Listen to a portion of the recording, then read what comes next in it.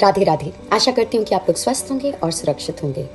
तो बहुत बार एक दूसरे को हम अच्छा महसूस कराने के लिए इस तरह की बातें कर देते हैं, जैसे कि तुम्हारी खूबसूरती के सामने तो ऐश्वर्या राय भी पानी भरेगी, या तुम तो बहुत हैंडसम हो, ऋतिक रोशन तो कुछ भी नहीं है तुम्हारे सामने, या इस तरह की बातें।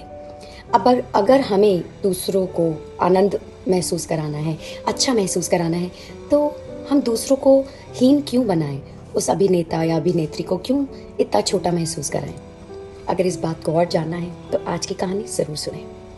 कहानी शुरू करते हैं। एक बार एक 15-16 साल का लड़का अपने पिता के साथ खेत में जा रहा था। अब जाते जाते उसकी नज़र एक जूतों पे पड़ी। उसके मन में शरारत सूझी।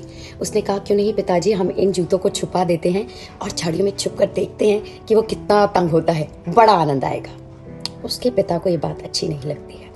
उसके पिता कहते हैं, अगर तुम्हें आनंद लेना है ना तो असली आनंद लो।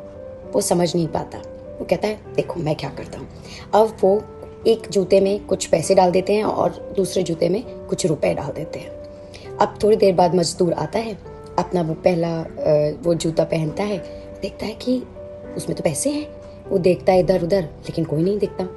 अब वो अपना दूसरा पैर जूतों में डालता है, अब उसको रुपए दिखते हैं। अब वो आसमान की तरफ देख कर रोने लग जाता और कहता है, भगवान आपका धन्यवाद, आज मुझे इन पैसों की सबसे ज़्यादा ज़रूरत थी।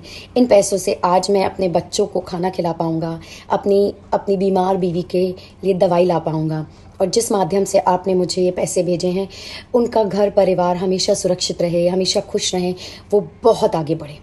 अब ये सारी बातें सुनकर वो जो बाप और बेटा छुपे हुए थे झाड़ियों में, उस बेटे की आंखों में आंसू आ जाते हैं और अपने पिता को कहता है कि आज आपने मुझे सचमुच में असली आनंद का रस बताया है।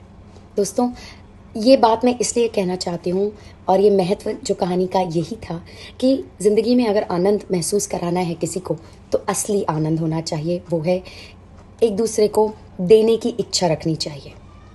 मैंने जब ये कहानी सुनी तो मेरा दिल भर आया और मुझे लगा कि मैं ऐसा क्या करूं कि किसी बच्चे को हंसा दूं, या क्या ऐसा करूं जो दूसरों को आनंद महसूस करा पाए। खैर, ये तो मेरी बात थी। अगर आपने ऐसा कभी किसी को महसूस कराया है तो मुझे ज़रूर बताएं। आशा करती हूँ आपको ये कहानी अच्छी लगी होगी। अच्छी लगी तो मुझे ज़रूर बताएं। धन्यवाद। जय हिंद।